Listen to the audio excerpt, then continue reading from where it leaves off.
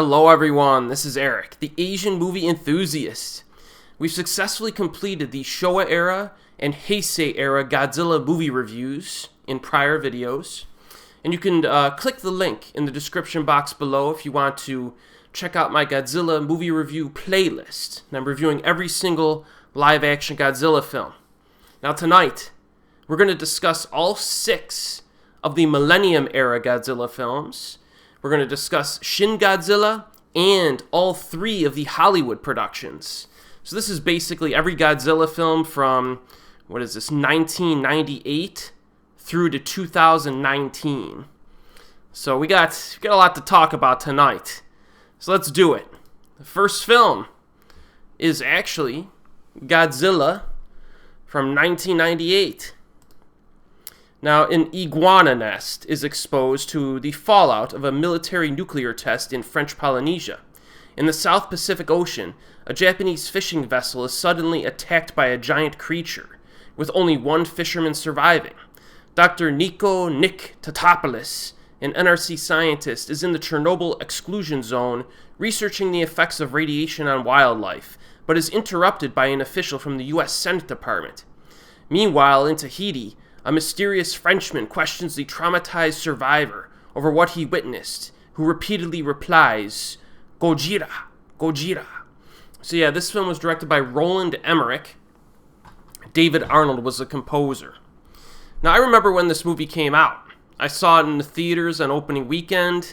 It's kind of a big deal for me. I was pretty pumped up for it, because at this point in my life, I watched a lot of the Showa era films, so I was pumped to see like a modern version of Godzilla. I even convinced some family and friends to come with me, and they were all disappointed by it immediately right out of the theater. It took me a little while. At first I think I liked it, but then after I rewatched it over the years, it's kind of descended a bit. It opens with a pretty good nuclear bomb footage. It kind of establishes the proper tone, I think. And not a bad opening credits scene. Then we cut to an attack on a vessel at sea. Not bad. If you pay close attention, you will notice Japanese actor Masaya Kato. Very brief cameo in that scene. I actually just noticed him, I think, for the first time when I watched this recently again. The first 5 or 6 minutes of this movie, I think, are pretty good. It's a pretty good start to it. Kicks things off okay. Now, one of the big problems, we immediately after that opening, the weak script writing kind of becomes evident. As soon as the lead protagonist starts talking to other people, it kind of becomes difficult to sit through. There's some forced comedy early on. It's not very good. The line deliveries by most of the actors are just not good. One of the big problems here is that the script and the dialogue sometimes has nothing to do with the monster. It kind of deals with subplot nonsense like romance and like the news industry. It also does not help that there are way too many characters in this film. And we got Matthew Broderick, his ex-girlfriend doing her own thing, Hank Azaria, the mayor and his assistant, Jean Reno. You got the military guys doing their own thing. It's just like, it's too many characters. And the film insists on bouncing between all of them to show what all of them are doing in between the monster scenes. And even during them sometimes, right? It's just a fundamental problem. This movie's 2 hours and 19 minutes long. That's 31 minutes longer than the longest Japanese Godzilla film up to this point. A runtime list this long is just so unnecessary, especially in a Godzilla movie where he's only interacting with humans. There's like no other monsters in this. It's really long. Huge chunks of runtime could have been just cut by streamlining the character pool to like 3 or 4 leads and minimizing the rest. Because by the 45-minute mark of this movie, I'm ready to watch something else. The only character and performance that legitimately helps the film is Jean Reno in his character. He breaks out his American accent at one point, which is pretty hilarious. And they should have just made him the lead. Have him be like a French operative trying to figure out, how to take out Godzilla. That would have been way more interesting than what we got. But, yeah, so that's my opinion on that. Another problem, I actually think, is the score by David Arnold. He's done some good stuff outside of this, but this score, it's fine during the action scenes, but the music is like generic Disney Channel comedy fluff mixed in with generic epic orchestra stuff. and it just overpowers every non-action scene in the film. Every dramatic scene, I'm listening to like the music. It's just like it's too abrasive, too blunt and distracting. And since this is an American Godzilla film, there has to be constant rain all of the time, for no reason whatsoever. It's raining for almost the entire film. I don't understand why this decision was made. Like, it's actually a major problem because it results in a film that has no color. This film it's gray the entire time. You know, you're in a city that has like gray buildings, and then you have a gray atmosphere. It's just, there's no color. It's just, for 2 hours plus, it gets kind of boring and repetitive to look at this film. Also, much of the film has this hazy look to it because everything is less clear than it would have been with clear weather. Even the monster fights are kind of problematic. You know, we barely get to see any full shots of Godzilla really throughout the film. You know, he attacks humans for the first time, like the 30-minute mark, which isn't bad for a first attack at all. But it's the same gimmick, repeated over and over again. You know, someone's sitting, doing work. They hear, like, the footsteps coming. You know, they're shaking. It gets louder and louder, and then stuff starts falling around them.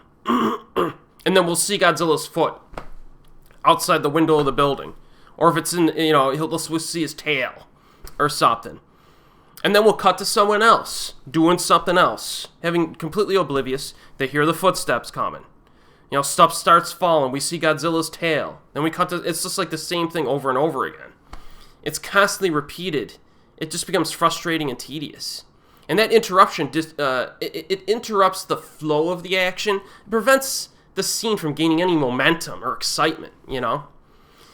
And most of this does not even count as really legitimate screen time for Godzilla anyway. Because 90% of this action sequence is watching people just sit around, you know, and you don't even get to see them. Now, after that, the style of action employs speed and dodging within New York City itself. The battle involving the helicopters is probably the best sequence of the entire film, really. I mean, there are entertaining moments in that, for sure. There's some good acts of deception by Godzilla and how he attacks the choppers. I kind of like that scene. It was pretty good. Of course, it also has one of the dumbest moments. You have one of the helicopter guys that's actually flying away from Godzilla at one point, and he forgets the helicopters can go up because he just keeps going in between the buildings. Like, dude, just go up and like over, you know. So that didn't age well. But we get a rematch with the military. It starts off kind of like a repeat with the chopper thing, but then it transitions to a submarine scene that was actually pretty good. I like that scene. So you have some pretty good action moments in this. Then we get the longest action set piece of the film, but it doesn't really involve Godzilla at all. You know what I mean? It's got these CGI, you know, Godzilla babies or something that seem to be copying the velociraptors from Jurassic Park. And they're just not nearly as intimidating. They're pretty inefficient killers as well. Kind of a mediocre sequence that's dragged on for way too long. There's a similar scene, actually, in Godzilla vs. Destroyer, that we covered in the last video that's actually way better. And it's a lot shorter. It gets to the point. So check out that film if you haven't. It's definitely better than this. And that kind of rolls into the finale here. Get a cab chase. You know, like, let me ask you a question. Do you have a fetish for monster feet? Do you like looking at monster feet? Because we see a lot of Godzilla's feet in this freaking movie.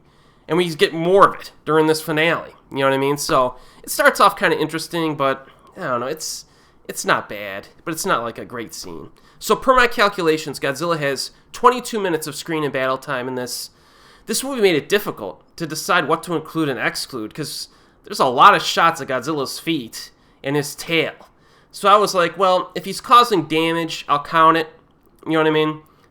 If he's chasing people and causing damage, I'll count it. But if not, I didn't count it. So but still, I don't think it makes my metric fluctuate too much. And 22 minutes is a respectable total for a Godzilla film. But the quality of the action is obviously a little bit a mixed bag, right? The CG effects do not hold up well. I was actually even surprised in a recent viewing here. I was like, wow, Godzilla does not look good, dude. Those guys in suits from the Heisei era, Japanese films, look way better than Godzilla looks in this film with the CGI. They hold up. The special effects from the Heisei era hold up far better than the CG effects in this '98 film. And the Godzilla monster design. It's new here. That's why people call him Zilla. I call him Gino. I like Gino better. Plus, it's a New York City film. Gino. Godzilla in name only. I like that better than Zilla. But a lot of people complain about this. It's like the number one thing they complain about this movie. It's an understandable complaint. But in my opinion, that's the least of this film's problems, as we've seen. You know what I mean? I do think his atomic breath was weak. They could have upped that. But, one argument that I do hear on the internet that kind of annoys me is that, well, if this movie was called something else, more people would have accepted it. And maybe that's true to a degree, but I wouldn't have. You know what I mean? You could call it Gigantus the Fire Monster. For all I care. All the problems I just mentioned are still there. It's like Godzilla's design is like it's the last thing I think about when I'm watching this movie. So I don't really recommend this. However, the quantity of the action overall is enough where I could kind of understand why some people get enjoyment out of it. So the first, Hollywood attempt, it's not that good. Godzilla 2000. Okay, from 1999. Put it in frame here. We're back to Japan. I would count this as almost like an action comedy. Director Takao Okawara. Composer Takayuki Hattori. Special effects director Kenji Suzuki. So the Godzilla Prediction Network, GPN, functions independently to study the monster and predict his landfalls. Meanwhile, the scientists of Crisis Control Intelligence, CCI, find a 60-million-year-old unidentified flying object, a UFO, of course, deep in the Japan Trench.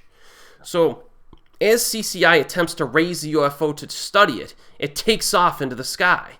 And Godzilla arrives in a village and then battles the Japan Self-Defense Forces, now equipped with powerful full-metal missiles. But the UFO appears, searching for genetic information that only Godzilla possesses. So this is actually a direct sequel to Godzilla, 1954, Gojira. And that's a trend you'll notice from the Millennium Era films. A lot of them are direct sequels to 1954 that ignore the other Millennium films, with a few exceptions. So Naomi Nishita and Hiroshi Abe star in this. You may have seen Nishita in the Takashi Miike film, Happiness of the Katakuris. And Abe is quite possibly my favorite Japanese actor of all time. He was in the J-drama Trick, as well as a bunch of other stuff. In Godzilla 2000, however, Abe really is not given many specific moments to help make his character memorable. He's good with what they give him, but he just plays it straight. He's kind of a simple character. He does get one good scene at the end, which is pretty entertaining, which is really what I expect from him. But I wish they would have given him more to work with here. We get a smart little kid in this as well, but not annoying, so that's fine. I kind of like the underwater balloons that lift the UFO out of the water. I thought that was pretty cool. It is kind of coincidental, maybe, how the UFO and Godzilla show up at the same time. I don't know, maybe I missed something, but it seemed a little coincidental. But the plot beats are fine enough. Nothing special. Now, thankfully, Godzilla 2000 delivers on the action. We get some Godzilla destruction within the opening 10 minutes. It's a good traditional rampage scene. Some cool shots of Godzilla that, we've never really seen before and how they're shot. My only problem with the scene is that it does have some similarities to the 1998 American film. It uses rain and fog effects. At times makes the imagery less clear from what we typically see in the Japanese films. But thankfully, that kind of goes away, early on in the film. And, it does do the partial shot thing early on, too, in that sequence. But again, that goes away very quickly. And within the opening 15 minutes, you're getting full shots of the dude. So it's not a big deal. Military attacks Godzilla not long after. These full metal missiles they use, they're nasty, dude, and powerful. Like, when they hit him, like, chunks of his flesh fly off. Like, it looks like it hurts, man. It's a good scene. There's a human-related suspense scene involving a bomb and a skyscraper. Just basic stuff. Not bad. It's fine. Decent filler between the kaiju fights. And then the monster action really ramps up. Godzilla, of course, is going to fight this UFO. You know this. There's another kaiju called the Orga. Not created by the UFO until a few minutes into the fight. So you get like multiple things that Godzilla's fighting against. And then he does battle with the actual alien monster itself. Now there's no doubt that this Orga thing, which a lot of people don't talk about, it is kind of an original monster to face Godzilla. You know, it has multiple forms, which I always like to see. Unorthodox methods of attack. It's got like lasso attacks and stuff.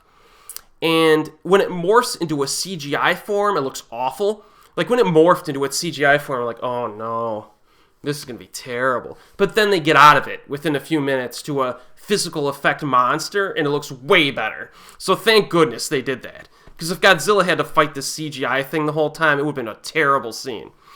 Yeah, actually the monster design reminds me, remember at the beginning of Return of the Jedi, when they had to fight that monster in like that prison area or whatever? It kind of looks like that a little bit, I thought. That's a satisfying and lengthy finale, you know? And the death of the monster is one of the best of the entire franchise. Now, people nowadays like to talk about the final kill in Godzilla 2014, which we'll get to, but the one here is similar and actually better, but no one seems to remember it, which I find kind of ironic. Now, per my calculations, Godzilla has a grand total of 34 minutes of screen and battle time in this film. That's an impressive total. Continues with our streak from the Heisei era. Pacing is good. Middle half hour is a little soft. Still fairly easy to sit through this one. Physical effects are solid.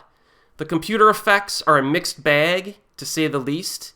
You could tell they tried to get a little bit away from miniatures and city sets a little bit with this one by placing guy in a suit in real-world location shots. And sometimes it works, sometimes it doesn't. Some of the CGI is terrible.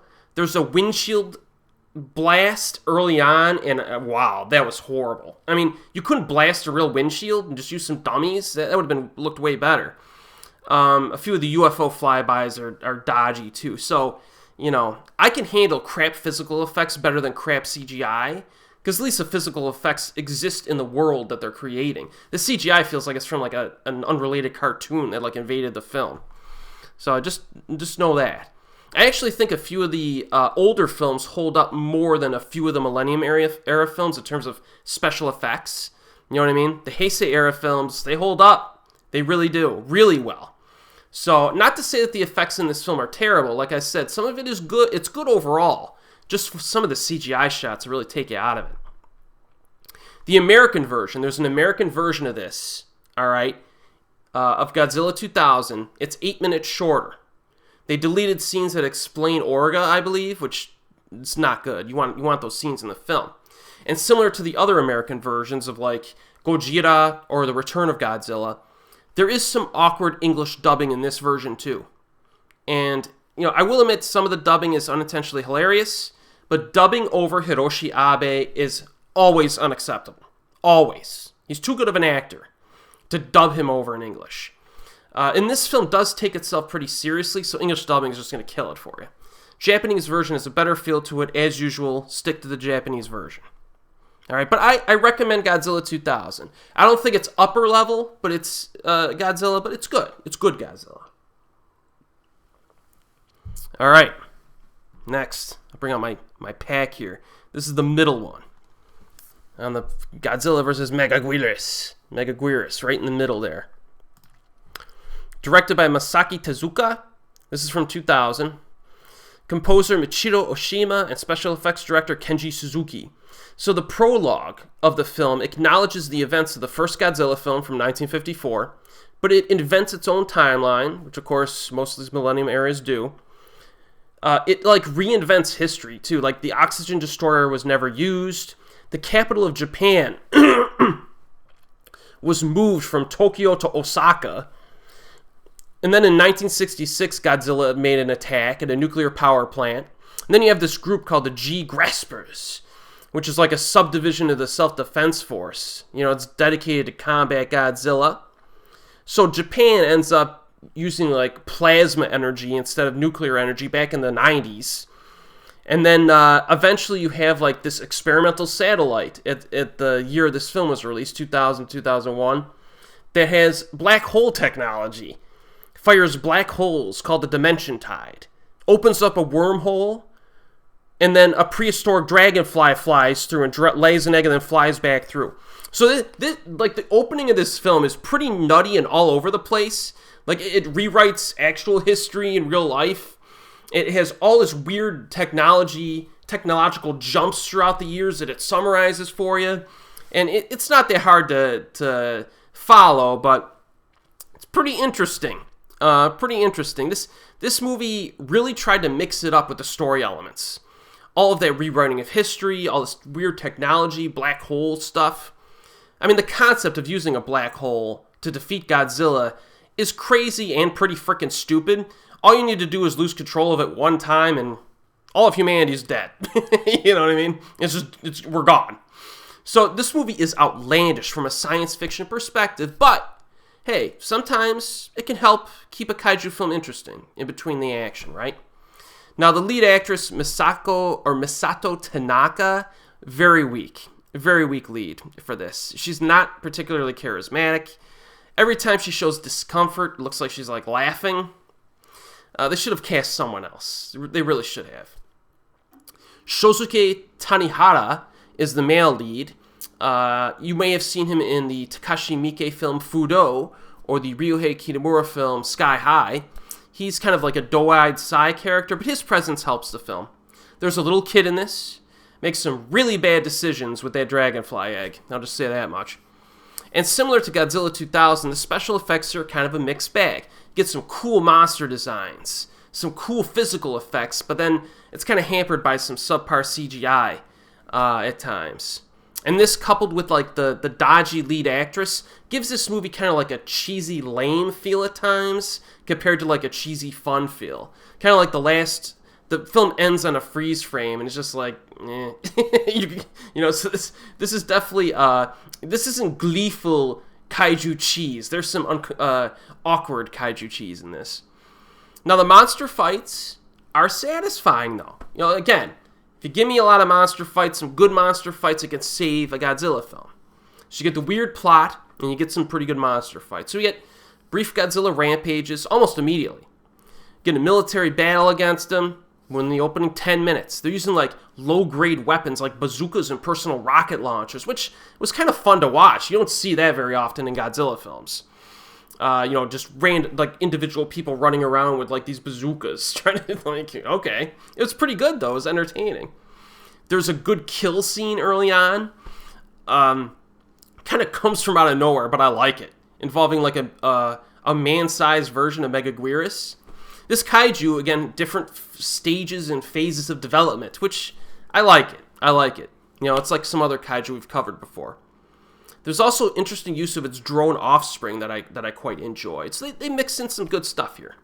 At one point, a human temporarily rides Godzilla while he's swimming in the ocean. Not sure we saw that before or ever since, but that was pretty fun. And there's a flooding scene. This is the movie where Tokyo's kind of flooded, and this evil monster Megaguirus uses it to their advantage. So really, the opening half of this movie it's kind of decent. It's not really winning you over a lot, but it's not bad enough to where you're like pulling your hair out. But you're hoping that like the second half elevates it, and I do think the second half does take it up a notch. Godzilla fights like a bunch of these Megaguirus drones. I wonder if this movie took inspiration from Gamera 2, Attack of Legion, which had kind of a similar scene. It's kind of interesting. It's a unique sequence for this franchise. It's like Godzilla's getting attacked by like a beehive. So it's kind of interesting. Good city destruction scenes in this. And then the finale is a fun fight. It's actually kind of reminiscent of the Showa era films, where you get some good hand-to-hand combat here. You know what I mean? You get monsters dragging in between buildings and then, throwing the buildings on the other monster when it's on the ground. You get counterattacks with Godzilla's tail. This Megaguirus thing is fast, tries to get around him and attack him from behind. And the finishing move is actually pretty cool as well. The finishing move is pretty cool. So it's a good final fight to a movie. Per my calculations, Godzilla has a grand total of 31 minutes of screen and battle time, and he's used well. So this movie, I think this movie has more problems than the average Godzilla film, at least from recent memory that we're reviewing. But they bring enough Godzilla and enough action, it makes it watchable. And obviously the science fiction components are really nutty, which I kind of like. This movie is actually a little bit better than I remember. I actually enjoyed it a little bit more on my recent viewing. The final fight kind of leaves a good taste in your mouth. So I do kind of recommend this. I do recommend this one. All right. Next one. Next one's pretty big, people. Next one's big. Godzilla, Mothra, King Ghidorah. Giant monsters. All-out attack, baby. Directed by Shusuke Kaneko, also known as The Man for kaiju films. Same director as the Gamera trilogy from the 90s. Composer Kao Otani. Special effects director Makoto Kamiya. So during a meeting of the Japan Self-Defense Forces, for the potential return of Godzilla, they're discussing this. And Admiral briefs cadets on Godzilla's first attack from back in the day. Now, an American nuclear submarine is reported missing, and it's later found to have been destroyed by Godzilla.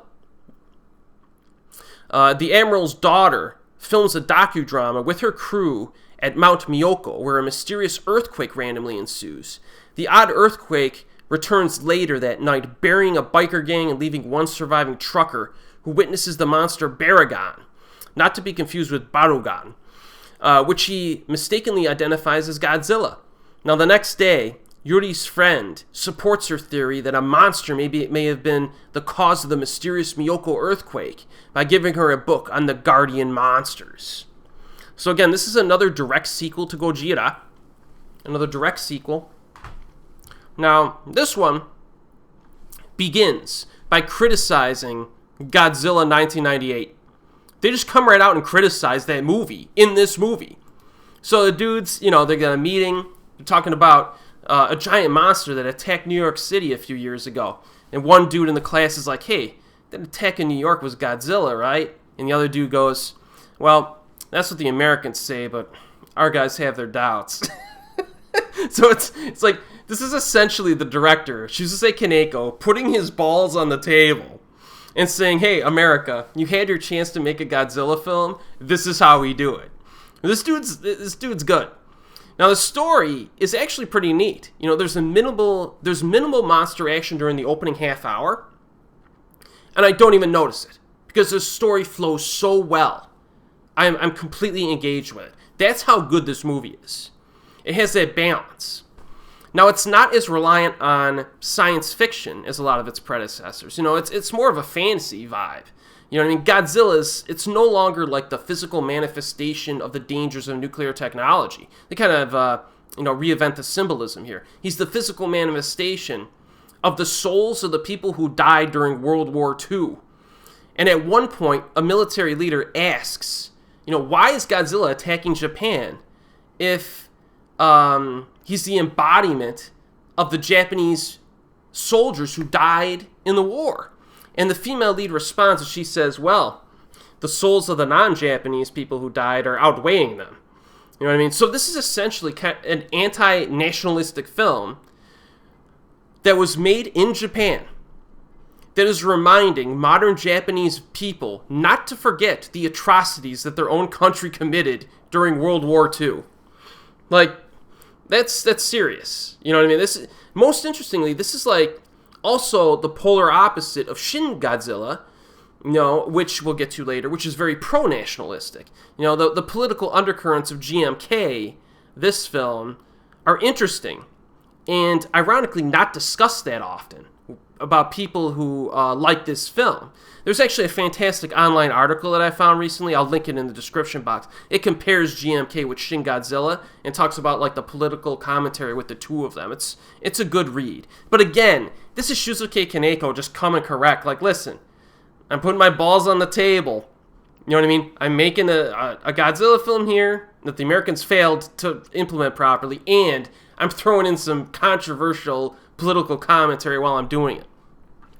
The lead actress is an improvement from Godzilla vs. Megaguirus. She's personable, she's likable. I like her interaction with her co-workers and her father. Special effects are better than the prior two Millennium Era films. You know what I mean? And there's even more of an emphasis on practical effects here. There's only some CGI, and even a little, there's like one or two shots in the film where it kind of distracts me, but it's not that, it's better here. You know what I mean? It's better here. If you compare this to the prior two Millennium Era films, it's definitely better. There's no question which of these three films have aged better in terms of the visuals. Now, there seemed to be an improvement on actual location shots that were mixed in with the guy in a suit. So those kind of optical effects, or whatever they call them, are done better here. It consistently works. Monster designs are all awesome. Godzilla takes the cake in terms of pure menace. He's got like these white eyeballs. He looks like a demon. He's fantastic. Total badass in this movie, Godzilla is. He stomps his way across Japan. He wants to obliterate the country. He does kill a lot of people. Straight up murders some people. He's so tough that the humans need to ask King Ghidorah for help. And that never happens in this franchise. So the only thing between the big guy and millions of dead bodies are the guardian monsters, King Ghidorah, Mothra, and Baragon. Now, after the opening half-hour setup, what follows is a fantastic series of long-lasting, well-choreographed battles with some human attacks peppered throughout. So you get, the crap hits the fan, like the 35-minute mark. You get a showdown between Baragon and Godzilla. This includes the hospital death of a person. That's a fantastic individual death scene in the franchise. There's a nuclear bomb smoke shot that's pretty cool. It was pretty neat. And then the fight is kind of a one-sided affair, but it's still a lot of fun. There's also another fantastic death scene of some dudes in a vehicle that I won't disclose if you haven't seen it. So this opening scene has two fantastic individual death scenes. It's great. And his atomic breath, when you see it, is just awesome. One of the best of the franchise. I really like the design of it.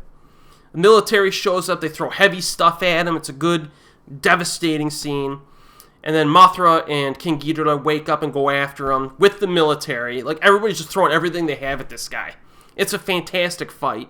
It's shot at nighttime, and it's properly lit. You can see everything perfect.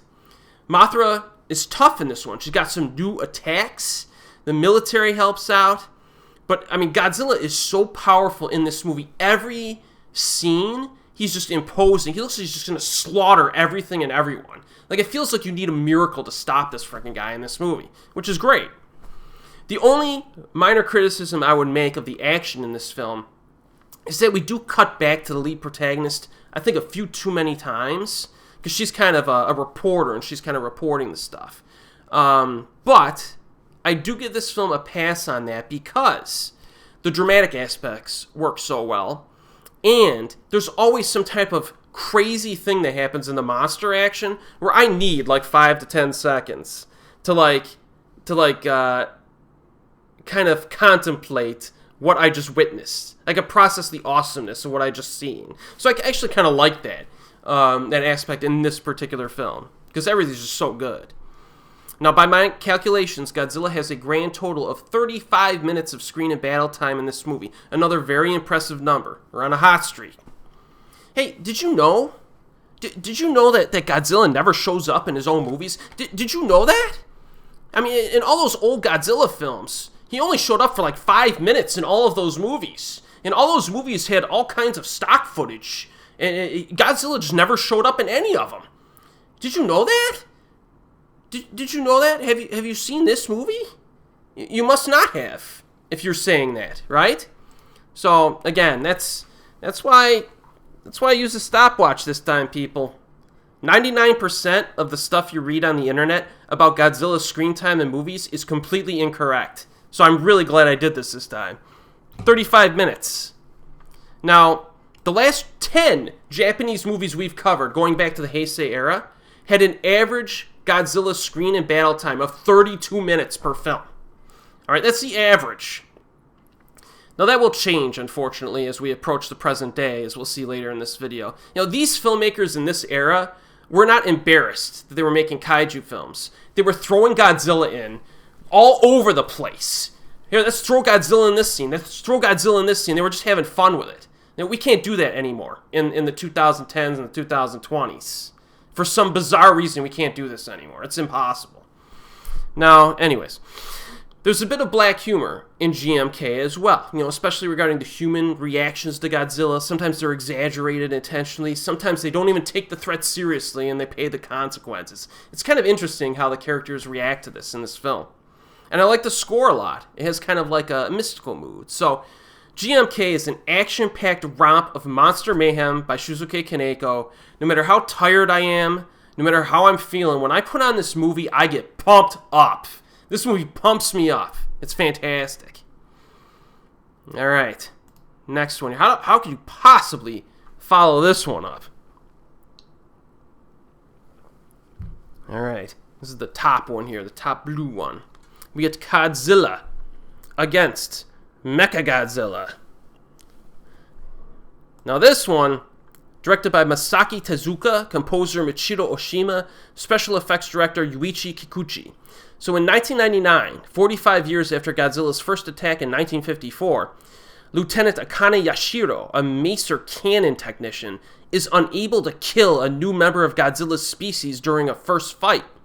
She accidentally knocks a vehicle down a mountain where it and its occupants are crushed by Godzilla. Like, he taunts her and crushes the thing right in front, and kills him in front of her. And she's transferred to a desk job because of this blunder. Now, it was discovered during this battle that Godzilla is immune to maser fire, rendering all of the Japanese military useless against it. So scientists are gathered to build a biomechanical robot from the original Godzilla's skeleton, the 54 Gojira skeleton. They build a Mechagodzilla named Kiryu. And then, things go from there. Now, Akane comes back to pilot Kiryu. So she blunders, gets transferred to a desk job, and they give her another chance by operating the new Mechagodzilla. Like most other films in the Millennium Era, it's a sequel, direct sequel to Gojira. However, it does acknowledge the film Mothra and War of the Gargantuas. Just a random reference in there near the beginning of the film. A very odd timeline for this film. And it would continue with the next film in the series. So this is pretty cheesy fare, but the fight scenes are entertaining and the pacing is fast. Yumiko Shaku, not a great actress, but she has a soft spot in my heart. She really does, because she was the lead in the Ryuhei Kitamura film Sky High, which I actually really like.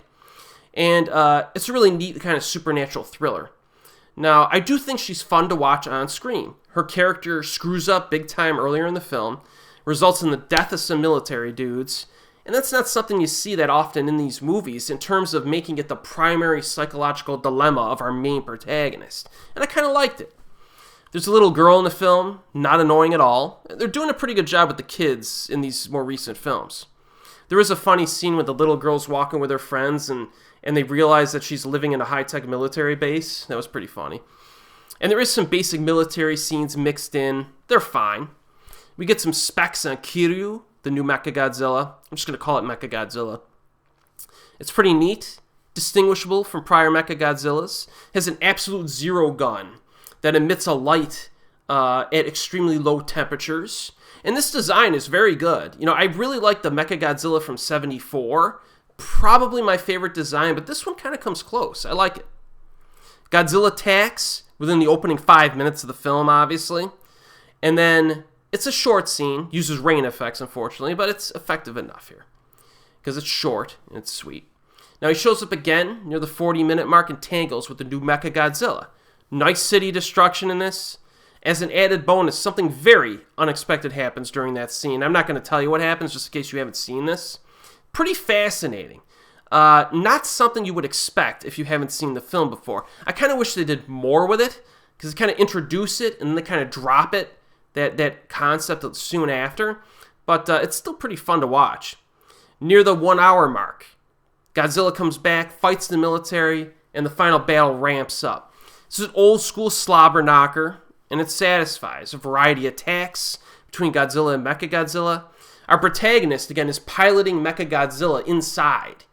And she pilots it pretty well. She makes some good decisions. It adds a different dynamic, a different dimension when you have a person inside the mecha, instead of it just being like its own thing, right? I like it. There's an emphasis on positioning in the fight, which is pretty cool, moving around to get good shots of Godzilla. And there's a few big shoulder slams in this one, too, that I liked quite a bit. It's good stuff. Now, per my calculations, Godzilla has a grand total of 22 minutes of screen and battle time in this movie. That's the lowest total since Terror of Mechagodzilla back in 1975. But this is also the shortest Godzilla film since Terror of Mechagodzilla from 1975. It's only 88 minutes long. So even though the Godzilla screen and battle time is lower here, it's still a nice chunk of the total movie. And 22 minutes is still pretty good for this franchise anyway. So yeah, this is more briskly paced one. This is another one that's kind of grown on me with repeat viewings. I think the first time I saw this one, I'm like, it's pretty good. You know what I mean? But I liked it more. It's a nice short shot of Godzilla madness, Godzilla mayhem. I liked it. Kind of similar to Megaguirus, although I probably prefer this one over it. So I do kind of recommend it. Our next one, we got Tokyo S.O.S. from 2003. All right, now this one is a little bit different. You can barely see these. I should have bought individual. This is at the bottom here. You can barely see it, but it's there. This was directed by Masaki Tezuka, composer Michiru Oshima, special effects director Ichi Asada. In 2004, Kiryu, the new Mechagodzilla, is undergoing repair modifications after its battle with Godzilla 1 year earlier. So this is a direct sequel to the last film, unbelievably, in the Millennium Era. A prime minister accepts a lead scientist choice to replace the absolute zero cannon with a powerful Trimaser. The Shobijin warned the Japanese government that Godzilla continues returning to the country because they used the original Godzilla's bones in Kiryu's design. So it's kind of like an impingement on nature. And if humanity returns the bones, Mothra will gladly step in and defend them against Godzilla. But if they don't, Mothra will declare war on humanity, eventually. So, for the first time in the Millennium Era, we actually get a direct sequel to a prior film in the Millennium Era. And remember, this continues the series connection between Mothra and War of the Gargantuas as well. So, Mothra gets some screen time early on. And she tells the humans to get their act together, as we should do. The Mothra-loving fairies are also more recognizable this time around because you got Masami Nagasawa plays one of them. It's pretty interesting to see her in an early role like this. Their little theme song is good. The human characters, they're decent, but I gotta be honest. I miss Yumiko Shaku from the last movie. Like I said, she's not a great actress, but she's fun to watch. She returns here for like a useless cameo. I wish they would have just kept her for the sequel, right? The plot element of Mothra essentially threatening the humans is kind of neat. And much of the opening half hour consists of humans kind of talking about this stuff, as is usual for a lot of these films. It's not bad, not bad, not memorable either. But again, this is a short film, 91 minutes. So after that half hour setup, the next hour of this movie is one gigantic freaking kaiju fight, basically. See, the final 2/3 is just nonstop action. We get a brief jet plane confrontation during the opening scene. We get Godzilla tangling with the military again. It starts at sea, moves to land. It's a good scene. Some good destruction. At one point, they launch like 20 missiles at him at the same time. I don't know if I've seen that before. Usually they've unloaded on him, but not. They really tried to unload on him in this. Transitions to a Mothra fight. Some nice attacks here. I love the flank attacks when the flying kaiju get around the back of Godzilla. That's definitely his weakness. If you can get behind him, you can nail him. And then Kiryu comes back as Mechagodzilla, joins the help. And one of my favorite exchanges is like this big building. And Mechagodzilla kind of uses it as like long distance attack. Like it almost like uses curved bullets and rockets and stuff like that. I thought it was a pretty cool scene. And it just keeps going. The fights just keep going and going. Military show up. It gets pretty crazy.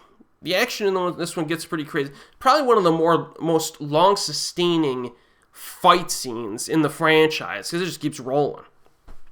There is some human stuff that they mix in, but the fight it's pretty impressive.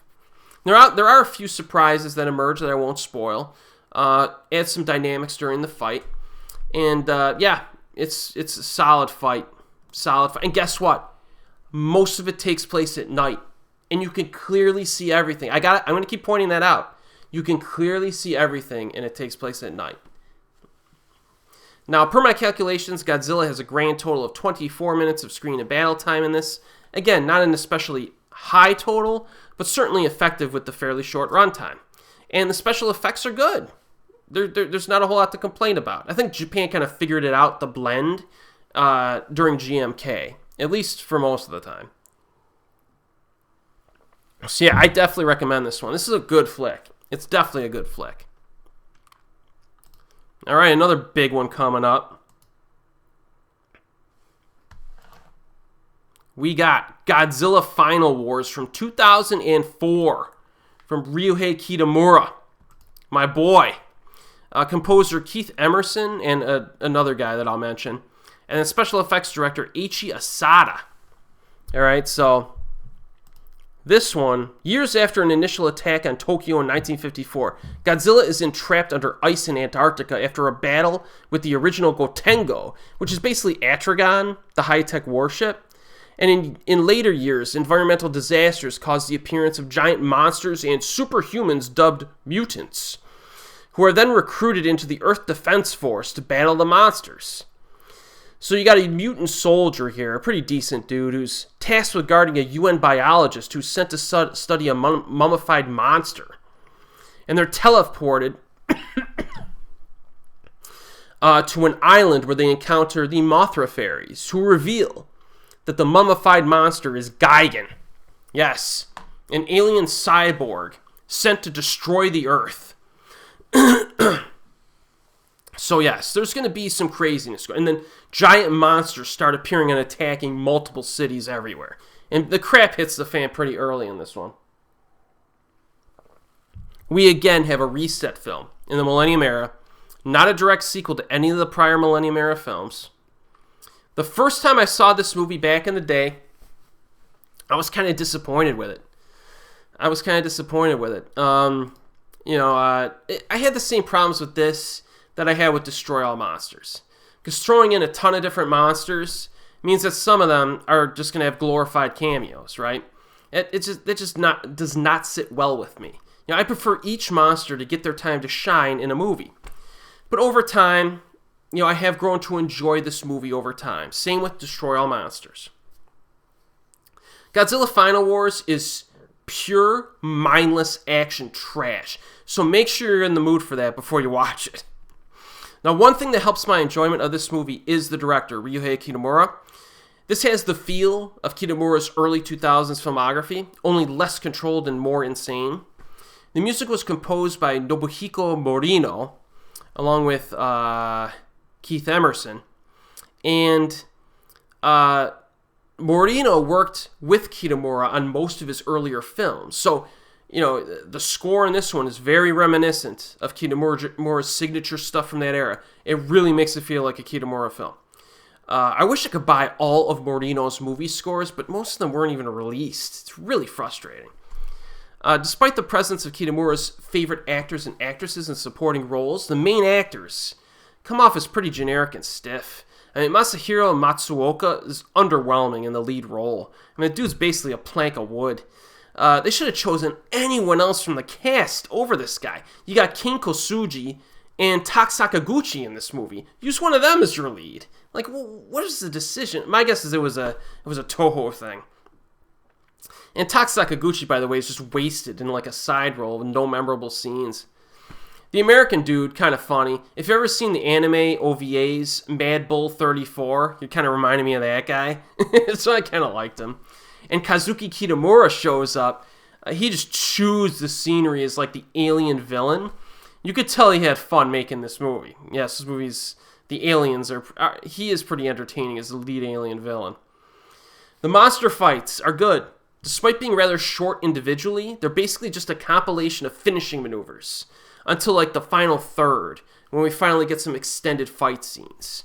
I need to go into some details, sometimes I have to do with these fights. So if you don't want to know all the monsters who show up in this, just watch the film, skip to my next review, but I gotta get into some details here. So Godzilla immediately appears at the beginning of the film. We get a quick little icy destruction scene involving the Gotengo vehicle. It's short, but it's pretty good. Then we get an introduction narration, some neat footage from the prior films of the franchise, and then we get a Manda attack against the Gotengo vehicle. It has a gigantic drill in the front.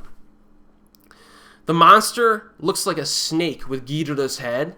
CGI is pretty terrible at points of this scene, but we do get a neat finishing move, which look cool. Then we get some cheesy martial arts fighting. It's like unintentionally funny because it includes nutty wire work and some Matrix-inspired moves. So you can tell this is like the Matrix. They got mutants like from X-Men maybe. I don't know. They're taking some other movies and splicing them in here. Near the 20-minute mark, we get a montage of multiple monster attacks across the globe. It's a mix of some very cool physical effects and some dodgy CGI effects. We're back to the dodgy CGI with this film. I kind of thought Japan figured this out, but maybe not. But it's a nice collection of destruction and death scenes. I mean, Anguirus, his new ability is pretty freaking fantastic. They definitely leveled him up in this one. Watching Final Wars, I think, is more fun during a marathon of Godzilla films, because all these monsters are fresh in your mind, and you're revisiting a bunch of them in this film. So I think it's almost vital to watch this film in a marathon. It really kind of is. And maybe that was the problem the first time I saw it, is I saw it detached from the, I hadn't seen the other films in a while, and it wasn't as, as exciting to see the monsters. They're still kind of foggy in my mind, right? The superhumans battle Ebra, the sea monster. And it's kind of a fun scene. Different from most Godzilla films. These are superhumans, and they're using futuristic handguns against these things. And I gotta give this movie credit. Some of the action set pieces are pretty creative, and things that we've rarely seen before, especially in this franchise. We do get some recycled stuff and Easter eggs as well. References to prior installments. Again, neat if you're watching this as part of a marathon. The aliens show up at the 30-minute mark, do their usual deception tactics, get about 30 minutes of that, but it's not bad because the plot moves fast. We get a ludicrous motorcycle chase in this Godzilla film. It's just action trash. It is kind of entertaining if you go into it with the mindset, but, not as good as the monster action. So, once you get to the 60-minute mark, then you're back to the monster action. Gigan shows up, looks fantastic. Bunch of other monsters show up, and it's mayhem for a while. Godzilla shows up probably at the 70-minute mark. So it took 70 minutes for him to show up after the opening scene. Again, a lot of death scenes in this. Again, this movie just pees all over the 98 Godzilla film. Like, it's great that Japan had fun with this. It just took shots at that film. We get another one here. We see Zilla in this film, and he gets annihilated. And then Kazuki Kitamura, the evil alien, after this monster gets annihilated by the real Godzilla in this film, he says, "I knew that tuna-eating monster was useless." It's just like, they just keep throwing shade at Godzilla 98. It's fun to watch. There's a 3-on-1 battle that shows up, really cool, involving Anguirus, King Caesar, and Rodan, of all people. It should have lasted a bit longer, but that's fun. But then we mix in some Independence Day, Star Wars style aerial battle stuff that's kind of lame. And my boy gets totally screwed in this movie. The smog monster. What is Kitamura doing? He takes my boy and he puts him in the film and he does nothing with him. That irritated him. You can't be doing that. That's a problem with a film with a bunch of monsters. Of course, one of your favorites is just going to get friggin' jobbed and be useless. And then we end up with Monster X, which is pretty cool. Multiple phases, tough to kill. Pretty good stuff. The only thing I would say is that by the end of the film, the cutaways to the human conflicts gets... At that point, the human-alien conflict is totally played out. I was gassed out on that stuff by the end of the film. I think maybe they should have cut back on that a little bit. So per my calculations, Godzilla has a grand total of 25 minutes of screen and battle time in this movie. Again, not an especially excellent total, but good enough. There are so many other monsters in this film, it's understandable. Even getting 25 minutes out of them in this film is actually pretty good. And there is a ton of action in this movie, especially if you count the human stuff, the mutant stuff, the other monsters. So it's fine, man. Practical effects are excellent. Monster designs are great. Some CGI shots are terrible, though. You know what I mean? So just understand that. I know this movie was meant to be cheesy, lighthearted fun. There was still room for improvement, though. The plot involving the superhumans would have been stronger if they just shifted around some actors. Just shift around some actors in some different roles. You know what I mean? It would have made it more, a little bit more engaging. They also should have elevated the human conflict near the end. because it doesn't feel like it's elevated. It feels like they already did the best stuff before that. So this movie is mindless action trash, somewhat exhausting when you're watching it, but I still enjoy it nowadays. All right, then we get a 10-year break. We only have a few movies left. Only a few movies left, and if you're still with me in this video, I commend you, because this is I know I don't put a lot of visual references in these videos, so if you need to take a break, grab some pizza, feel free to do so. We got 3 movies left, and I actually have a lot to say about one of them. I got a lot to say about one of them, so get ready. We have Godzilla, 2014, directed by Gareth Edwards, composer Alexandre Desplat. The world's most famous monster is pitted against malevolent creatures who, bolstered by humanity's scientific arrogance, threaten our very existence. In 1954, Godzilla, a prehistoric alpha predator, is lured out in an attempt to kill him with a nuclear bomb. Then in 1999, Monarch scientists investigate the skeleton of a monster similar to Godzilla in a cavern. All right? They find 2 giant spores, one dormant and one hatched. Then we go to Japan, a nuclear power plant. You get a tremor that breaches the reactor, the plant collapses, and now the facility harbors a massive chrysalis that had been feeding off of the plant's reactors for 15 years. All right? Now this is the part of the video. This is the part of the video where I lose like half my audience. People are going to unsubscribe. We're going to get downvotes. Downvote. Erik doesn't know what he's talking about. It's coming. For some reason, people enjoy this movie. And I'm having difficulty understanding why. Now, this movie had a $160 million budget. We get 10 minutes of screen and battle time for Godzilla in a movie called Godzilla. That's $16 million per minute. Now, Mechagodzilla 2, remember, had 47 minutes of Godzilla screen and battle time. Just saying. And even the original Gojira from 1954, the movie everyone loves to cite as having no Godzilla in it, had more than twice as much screen and battle time as this film, this 2014 film, and that film was 27 minutes shorter. So that film is an action extravaganza compared to this one.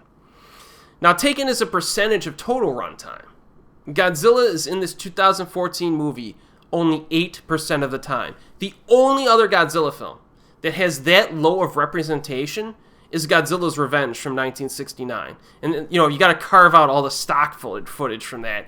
But if you're left with the new stuff, it's about 8%. For another comparison, this is why I did the stopwatch, people. Come on. The average percentage of Godzilla time as a percentage of total runtime for the Showa era films in total is 25%. That's 3 times as much as this movie.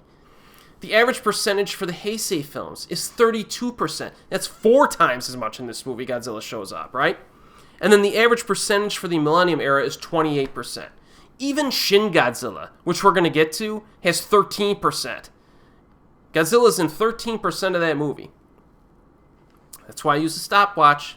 No one has any idea what they're talking about when they reference Godzilla's screen time in movies. And now I have the necessary data to prove everyone wrong.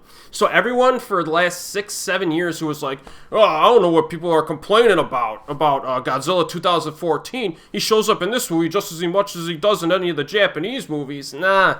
No, he's in last place here, people. So, yep, can't use that argument to defend this one. The other thing I hear a lot when people talk about this movie, it's similar to the Steven Spielberg movie Jaws. I mean, come on, Erik. Why are you complaining that Godzilla is barely in this movie? It's just like Jaws. And Jaws was great, too. Now, even the director himself cites Jaws as an inspiration. And it may have been an inspiration. That doesn't mean your movie's as good as Jaws, dude. By the way, how many people have actually rewatched Jaws in recent years? Because I have. And I can tell you this. The script writing, characters, and dialogue in that movie are phenomenal. It's one of the best, well-crafted horror films of all time. At least in terms of those aspects. maybe we should pump the brakes on all these references to Jaws. You know what I mean? It takes a lot more than simply not showing the monster much to elevate your film to that level of quality, right? So let's take the characters in this Godzilla 2014 film, because we know Godzilla's not going to be in it much. I like Bryan Cranston as an actor. His character in this movie was annoying. I can understand being shaken up by losing your wife, but he just acts crazy and hysterical, and he just screams to the point of being obnoxious. And I don't know what he was hoping to accomplish for just screaming the whole time. Like, it's not like they're going to tell you what you want to know, right? I was just hoping he'd shut up before I got a headache. But he's only a side character anyways. Our lead here is Aaron Taylor Johnson's character, who's essentially a plank of wood. We get to see his boring home life with his boring family. He sucks on Elizabeth Olsen's face for a few seconds, and we're supposed to just care about these people. We know nothing about them. Every single one of the characters in this film is just wafer thin. Wafer thin. There's nothing remotely interesting about them. So no, the dialogue and acting in Godzilla 2014 does not deserve to be mentioned in the same sentence as Jaws. It's not even close. Not even close. After watching this film, I remember almost nothing about these characters at all. And I've sat through this movie 3 times. Alright? And what about the themes? Since the character development is non-existent in this film, it's got to have themes in it, right? Kind of. You know, early on they touch on some of the themes from some of the prior films. It's not explored any further in this film. There's no thematic depth in this film at all. So you can't compare it to the original Gojira either, because that movie actually had thematic depth and twice as much Godzilla in it, despite being 27 minutes shorter. So that's another bad comparison. So I kept searching the internet in a desperate attempt to figure out why so many people like this film. And I guess it's supposed to be seen as a glacially paced suspense film. So apparently Gareth Edwards tried to reinvent the wheel with this 30th edition in the Godzilla franchise. So it's a glacially paced suspense film with no interesting characters, no thematic depth, and the least amount of Godzilla representation in the entire franchise. So when I say that Gareth Edwards is reinventing the wheel with this 30th Godzilla film, I am being dead serious. So let's take a look at how he generated suspense in this film. Got to go into some detail here. Again, forgive me. I know I'm drawing this video out, but I got to make my points.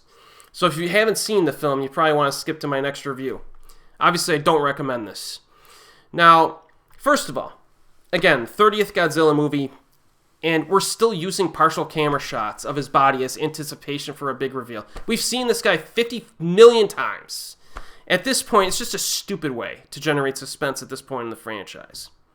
Second of all, there's too much people running from falling stuff around them in place of actual monster attacks. You know what I mean? Like, take the opening scene. You could put that in any disaster movie. Every single disaster movie ever made, you could put that, you know, the opening power plant monster attack, you could put it in any other disaster film. You don't even see the monsters. You know what I mean? 30 minutes in, one of the Mutos escapes. These Muto monsters, right? These are the things that are fighting Godzilla. There's 2 of them. We get stuff falling down a lot. We actually see the monster for a few seconds here. But instead of, like, panning back the camera and seeing it, like, in its glory, the protagonist puts on a pair of foggy goggles, and the camera switches to his foggy goggles from a foggy perspective. Alright, whatever. It's a stylistic choice. The Muto shows up again. And then we immediately cut to a control room where it's on a television screen in the background. Okay. Alright. Godzilla shows up, and we don't see him. You know, instead he causes a huge tsunami that people need to run away from. It's badly shot at night, but we do get to see Godzilla's lower body, and, you know, for a few seconds, maybe his tail for a split second, stuff like that. Alright. So how long are we going to milk this idea of suspense strategy, Mr. Gareth? It's already getting repetitive, and I can see it coming from a mile away every single time. You know, this movie is such a one-note film. It's such a one-trick pony. The same thing just over and over again. And this creates a pretty tedious viewing experience, even when, like, the pacing tries to pick it up a little bit, because there's not much monster interaction in this film. And there's no creativity whatsoever in the set pieces. So it feels like a generic disaster film a lot of the time, which isn't good. So this Muto, Okay, a Muto causes a train crash. Aaron Taylor Johnson needs to save a little kid from falling. Of course. Godzilla confronts the Muto. Okay. All right, Godzilla confronts the Muto. We immediately cut to a little kid sleeping on the couch. And the fight is on his television set. That's the end of the scene. Okay? Muto shows up again, but we see it through a character's binoculars instead of a wide shot. And then we see it on, get this, a television inside of a casino. Then the Muto crashes through the casino wall. Okay, chaos is erupting. Well, gotta cut 2 seconds after that. Gotta cut. Gotta watch more attack scenes on television sets in the background. So, Gareth Edwards, can you think of anything else to do in this movie? You've used this freaking shtick that probably should have been used once or twice. You've used it like a dozen freaking times. How many times are you going to do this? And how is this even like remotely suspenseful? It's just infuriating. The movie's infuriating to watch. The Muto attacks a train at one point, and I think this is one of the few scenes in the film that actually is somewhat suspenseful. You got these two guys, military guys, lying on a train track at night, and the Muto's kind of moving around. And that actually was a pretty good scene. It's like moving around. It's like these guys are totally defenseless. They're screwed if this thing sees them, right? That was actually a pretty good scene. Because I could actually see we're actually seeing what's happening. We're in the scene as the monster is doing stuff. Wow. It's not on a television set in the background. Godzilla destroys the bridge. Decent scene. And finally, Godzilla fights a Muto. And we see 2 seconds of it. His doors close in front of the camera. So Gareth's still milking this. He can't figure out anything else to do in this movie. That's okay. We get to see a few more seconds of the fight through the eyes of our protagonist who's wearing foggy goggles. Alright. Now the skydive sequence. Alright. Through the smokiest air of all time. It's actually pretty cool. That's a pretty cool scene. The problem is that we've been blue-balled so much by this incredibly pretentious director for an hour and 40 minutes at this point. It's just obnoxious at this point. So this is a director who actually, individual scene is pretty sweet. And because of how he placed it in the film, how he executed the rest of the film, it loses a lot of its impact. It's just obnoxious. In a more balanced film, that scene would have been awesome. It really would have been. In a scene where you actually do get some action peppered in. You actually do get some clear shots peppered in. Right? And then you have to go through this crazy thing. You can't really see what's going on. That can work at times in a movie. Not for the whole freaking movie.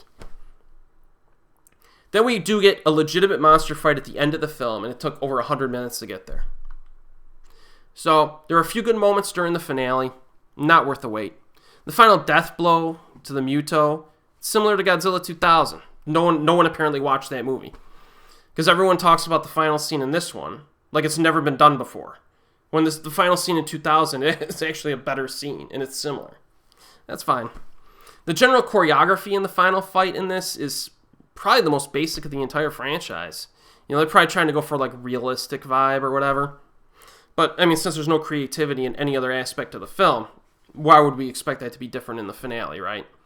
Plus, the scene is shot like crap, because it's shot at night with a bunch of freaking fog or smoke, horribly lit. I swear, there's so many times in this movie where you're like this. What am I looking? You know how I've been talking about all these Japanese films, and in like every review, I'm like, hey, this kaiju fight, it takes place at night. And it's really, really nicely shot and lit, so you can see everything that's happening. And that doesn't really happen in this film. This $160 million budgeted Godzilla film. Now, I understand using that stuff sometimes. You can use it sometimes in a film. The whole time? It's just freaking obnoxious. That's a suspense element in this freaking movie. The director basically threw in a bunch of random attack scenes, shot from a human person's perspective, where the attack is not actually shown. This is like wash, rinse, repeat 50 million times. This is basically Cloverfield 2.0, which does not work for me. Sound design in the movie is also obnoxious. The constant Transformers growing. You know, it's like, come on, man. Like, they show, you know, you hear these things, and it just keeps going and going and going. Best thing about this movie are the special effects. They're very good. I liked how they filmed scenes from the ground. You know, from the human perspective, you get like a scale. Like, the monsters really do look huge. I do like those shots. You know what I mean? I do like those. Some of the best production values of any Godzilla movie, despite the fact that the lighting sucks most of the time. So, unfortunately, I need more than that for a 2-hour movie, dude. In terms of pure entertainment value, Godzilla 2014 is one of the worst of the entire franchise. Godzilla's Revenge was a terrible film. Godzilla 1998, mostly boring and bloated, but this film is something that those films aren't. Pretentious. Gareth Edwards just completely outthinks himself for making a good movie. You know what I mean? He tried so hard to reinvent this 30-episode Godzilla franchise so he could subvert everyone's expectations. And tried to make a movie as good as Jaws by never showing the monsters, but he unfortunately uses the same cutaway shtick over and over again, all the while completely ignoring the importance of creativity, character development, script writing, and or thematic depth that actually is necessary to make a movie like this work. Now, to his credit, he was able to fool a bunch of the critics. This is easily the most overrated Godzilla film of the entire franchise. Actually, were there 2 Godzilla films released in 2014? Have I been watching the wrong Godzilla film from 2014? I don't know. Maybe someday I'll watch this movie and be like, yeah, you know what, I kind of like it. But I gotta be honest with you people. I think this movie's a pile of freaking crap. Terrible. Just awful. So, let's move on.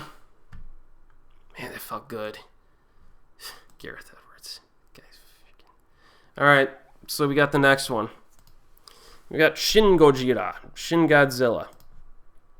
Directors Hideaki Anno, Shinji Higuchi. Composer Shiro Sagasu. Special effects director Shinji Higuchi. An unknown accident occurs in Tokyo-based Aqualine, which causes an emergency cabinet to assemble. All of a sudden, a giant creature immediately appears, destroying town after town, with its landing reaching the capital. This mysterious giant monster is, of course, Godzilla. Now, I've already uploaded a full review of this movie on YouTube when it came out. Excuse me. I will include a link to that review in the description box below, but for your convenience, I'll summarize my thoughts here like a little differently. So first of all, there's a ton of political commentary in this film. The real-life mishandling, obviously, of the Fukushima nuclear meltdown should be kept in mind going into it. Within 5 minutes, this theme is blended right into the film. All right, it's explored significantly in conjunction with all the procedural requirements. You know, the moving between different rooms for no logical reason. You know, right from the start, you just see the ludicrous nature of the formality of the government officials. You know what I mean? Just really, it's inefficient, right? Now, I think most people understood that aspect of the political commentary. It's pretty hard to miss it. However, I do think that some people kind of miss, like, the underlying themes in this, which is its pro-nationalistic commentary, right? The practicality of the Japanese Constitution is questioned, and how U.S.-Japan relations may negatively be impacting Japan's ability to handle their own problems. Now, as I mentioned earlier, this commentary is diametrically opposed to GMK from 2001, but the perspectives of both movies are very interesting. It's pretty fascinating that this franchise of giant monster movies has some hard-hitting political commentary from opposite sides of the spectrum. It's pretty neat. And remember, I'll include a link to that article I mentioned before in the description box. So politician scenes in these movies, usually the last thing I want to freaking see. But in this one, they actually engaged me pretty well. There's also some funny lines of dialogue in this that people may have missed or just didn't really care for. But I thought there was some pretty funny scenes in this one that gave the characters a little bit of color. The dialogue's pretty fast-paced. The film's pretty sharply edited. It keeps things moving. And if you're a fan of Japanese cinema, there's a bunch of faces that you'll recognize. I mean, my favorite director of all time, Shinya Tsukamoto, has a supporting role. And with all that said, I do think that portions of the second half of this movie do feel slightly drawn out. I did not feel it in the cinema when I saw it, but I did feel that after subsequent viewings. And we'll get to that in a minute here, what I think they should have done in this. So let's get to the monster action here. We get the first rampage scene within the opening 20 minutes. The monster design of Godzilla is pretty respectful of its Japanese efforts, but there are some very new things they do with him. He shows up in a pretty hilarious first and second form.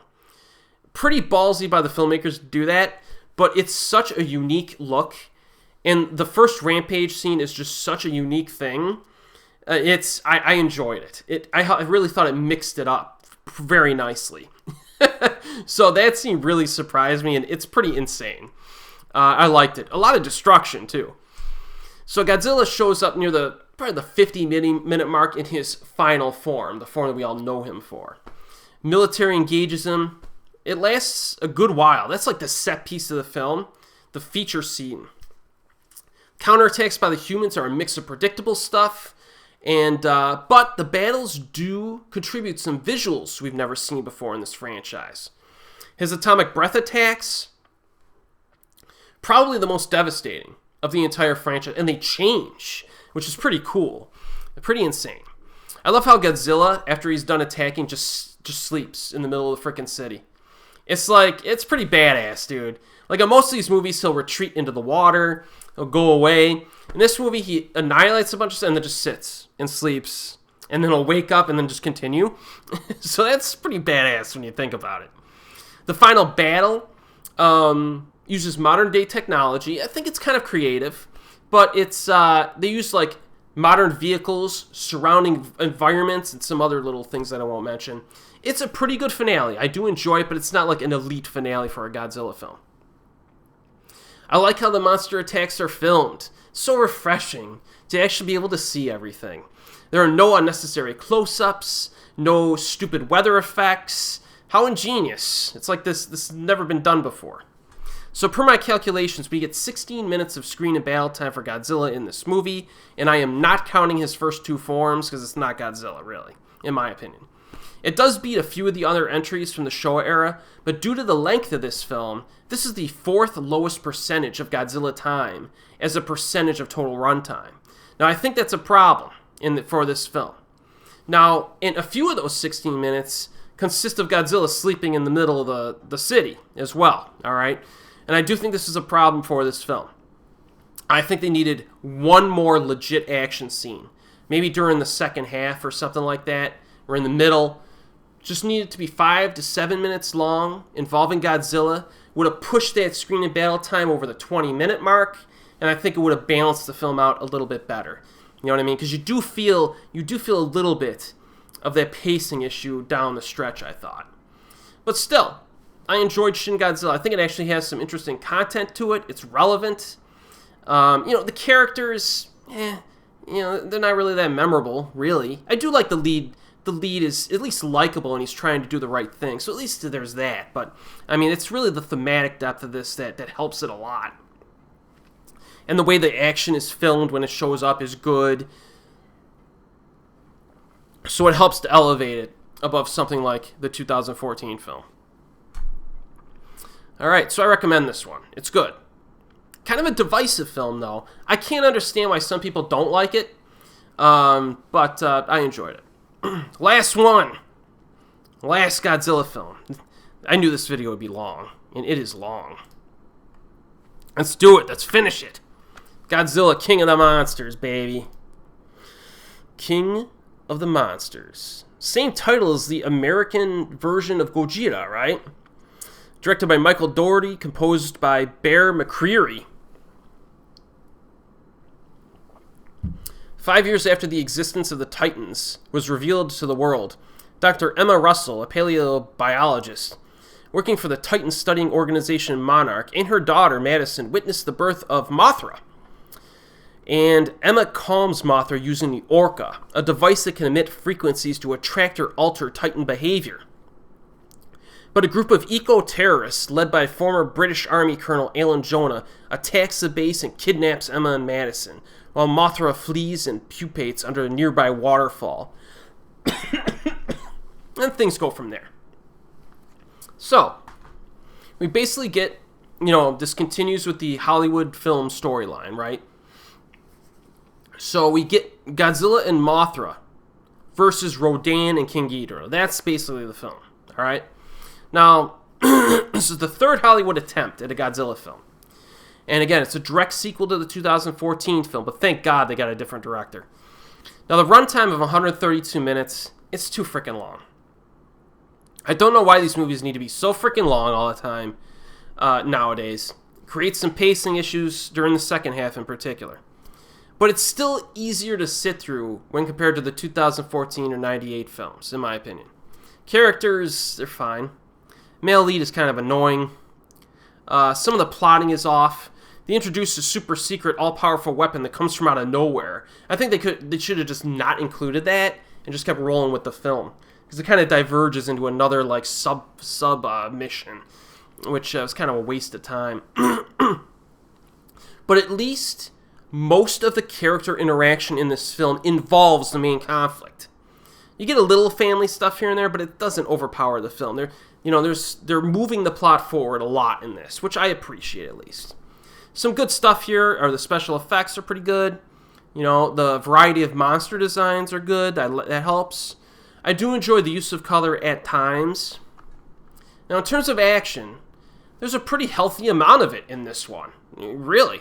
Get a brief skirmish with Mothra early on. Humans piss her off. Not a good idea. She gets annoyed. It's a pretty good scene. Establishes the Orca device in that scene. We're moving. King Ghidorah is released from his icy prison. Godzilla shows up. Of course, it's shot during a blizzard, which makes it hard to see. A blizzard at night. So, not really a good reason to make. Who's making these decisions on how to shoot these scenes? I mean, why couldn't... Imagine this scene if you've seen it.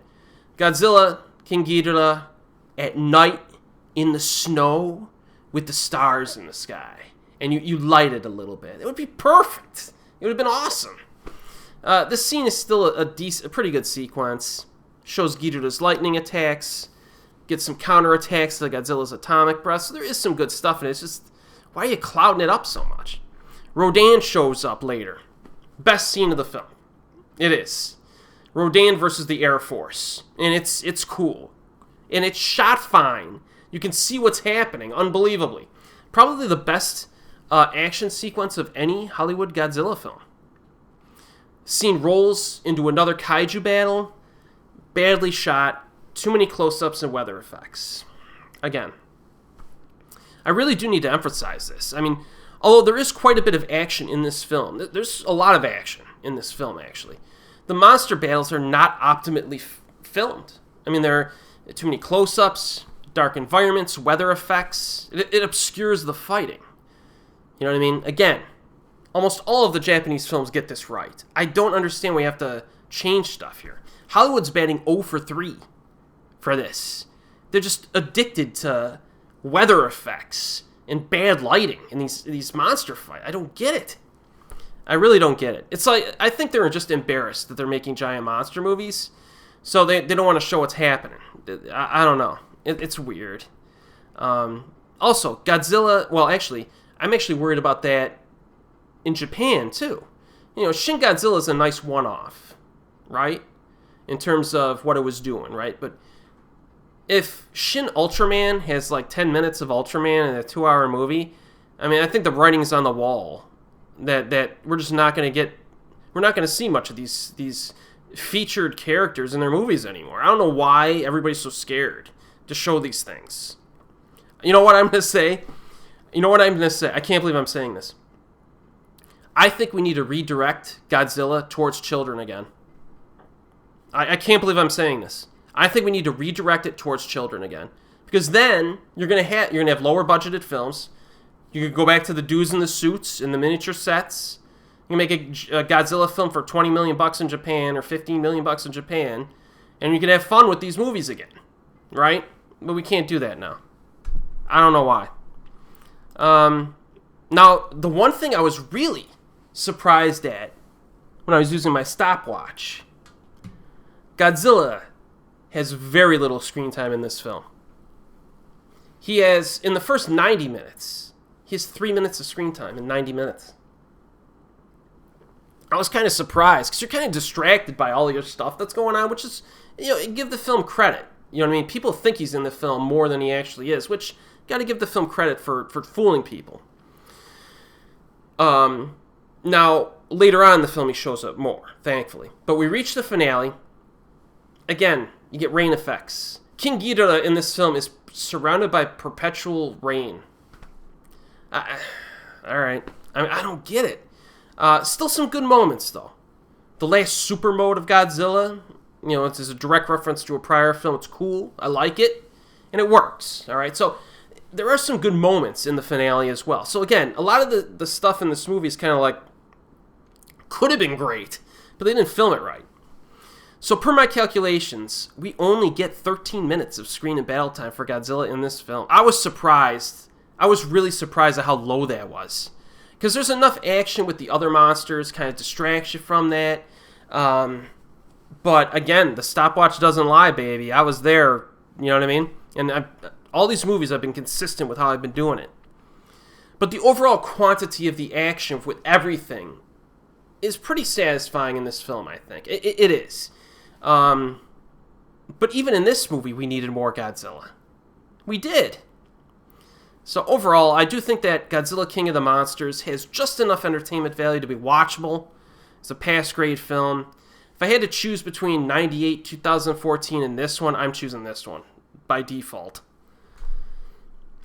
So, when you think about it, this upcoming Godzilla vs. Kong movie has such an easy task to accomplish. Really. Really. Just be better than the last 3 English-language Godzilla films. It's not that hard. Really. I don't like Adam Wingard as a director. I think he basically sucks. The Guest is the only film I enjoyed from him. But his job is so easy in Godzilla vs. If he screws this up, if you screw this one up, dude, come on. I mean, it's like he's in a singing competition, and 2 of the singers fell flat on their face, and the third one was, decent. And you're following that. I mean, all you gotta do is be pretty good, and you're gonna look like a superstar. I mean, really. And I'm actually predicting that that's gonna happen. It has to. I mean, even if Godzilla vs. Kong probably won't be great, if it is, that's cool. But it's going to be better than these other English language. It has to be. I already see from the trailer that the nighttime scene seems to be lit better. And I'm already seeing some clear shots of the action without stupid weather effects. And that alone is gonna help elevate it, right? But we'll have to see. We'll have to see. So there you have it. My Godzilla reviews are complete. I'm sure this had to have been the most controversial of all the reviews. I mean, I had to lay into 2014, man. That movie just angers me. But what are your favorite films from the ones we covered tonight? Let me know in the comments below. And I do plan on making some additional Godzilla videos over the next month, a few more. I got to do a screen time comparison video and just list the screen times so we could talk about that. And maybe a ranking. Rank every movie, maybe after the new one comes out, and rank them all. So, yeah. As always, I will see you next time.